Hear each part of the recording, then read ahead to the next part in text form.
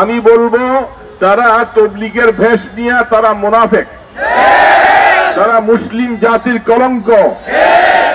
যেহেতু আমি আমার ঘরের মধ্যে, আমি জুমার আলোচনা বলেছিলাম, আমি আমার ঘরের মধ্যে আছি, রাত্রে শুয়ে আছি, আর আমার উপরে সন্ত্রাসী ভাবে এসে যখন হামলা করলো, তাহলে আমি মারামারি করলাম না তারা আমাদেরকে মারলো? এই জিনিসটা পরিষ্কার হওয়া দরকার।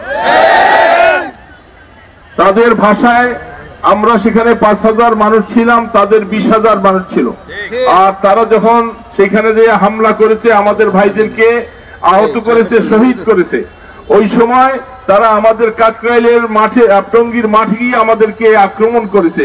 তাহলে আমরা তো তাদের সেখানে দিয়াবাড়িতে গিয়ে আক্রমণ করি নাই।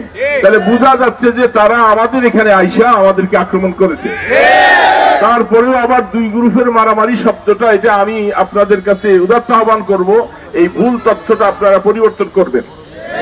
2 নম্বর, সাদ গ্রুপ তারাও তবলিগি, আমরাও তবলিগি, যে কথাটা আপনারা বলে থাকেন, আমি বলবো তারা তবলিগের ভেষ নিয়ে তারা মুনাফিক, তারা মুসলিম জাতির কলঙ্ক।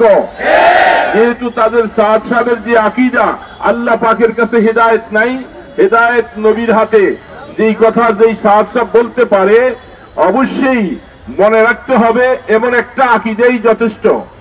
নবী করিম সাল্লাল্লাহু আলাইহি সাল্লাম সহ হযরত মুসা আলাইহিস সালাম ভুল করেছেন বিদায় তিনি আল্লাহ পাকের দাওয়াতে তুর পর্বতে চলে যাওয়ার কারণে 70 লক্ষ মানুষ তারা ঈমান হারা হয়েছে। এই জন্য মুসা আলাইহিস সালামকে দায়ী করেছে। এই আকীদা যারা পোষণ করে তারা ঈমান হারা, এরা মুনাফিক, এরা কাফের। সেই হিসাবে সাদকে এখন আর মানা বলা যায় না।